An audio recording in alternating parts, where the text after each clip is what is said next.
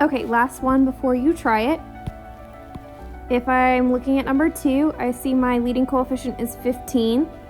I can't divide 11 by 15. I can't divide 2 by 15. I also know that 15 breaks up into 3 and 5. I can't divide 11 by 3 or 2 by 3. 11 and 2 are prime, so there's not any GCF that I can pull out here.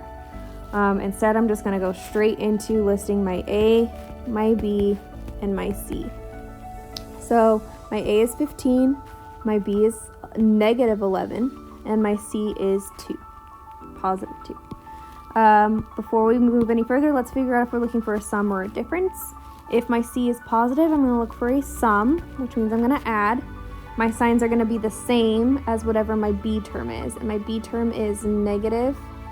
So since my B term is negative, they're both going to be negative signs.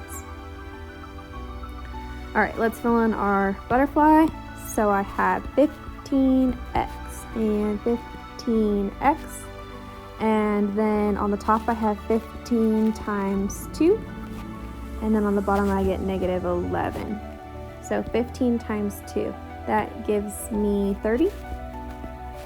So I'm going to go over to this side and I'm going to list 30. Now since my signs are going to be the same, I don't have to worry about signs here. I know that both signs are going to be negative, so let's just go with our factors. I get 1 and 30, 2 and 15, 3 and 10, and let's see, 4 doesn't go into 30. How about 5? 5 and 6, and then that's it, because the only thing after 5 is 6, and we'd be redoing the other side. So let's see, which ones add to be 11? 1 plus 30, that's 31, so that doesn't work. 2 plus 15, that gives me 17, so that doesn't work. 3 plus 10, that gives me 13, so that doesn't work. But 5 and 6, 5 plus 6 gives me 11. So when I come over to my butterfly, I'm going to put negative 5 and negative 6 because I know that both signs are negative. Now I need to reduce if I can. So if I look at 15x over negative 5, if I were to reduce that, I can reduce both of them by 5. So 15x divided by 5 is 3x.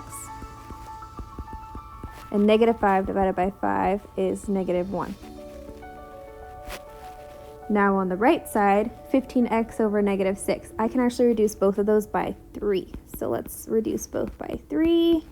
So 15 divided by 3, that one gives me 5x. And then negative 6 divided by 3 gives me negative 2. So my answer is 3x minus 1 and 5x minus 2. Now if I wanted to check my answers, I could use the FOIL method and just do 3x times 5x. That one gives me 15x squared. And then 3x minus 2, times negative 2 gives me negative 6x. And negative 1 times negative 5, or positive 5 gives me negative 5x. And that one will give me negative 11x. And then negative 1 times negative 2 gives me positive 2. So you could do the FOIL, or you could do the box method or the area method that we discussed last week. And you can check your answer again that way as well. Same way. Okay, so your turn to try it. So try 3 and 4, please.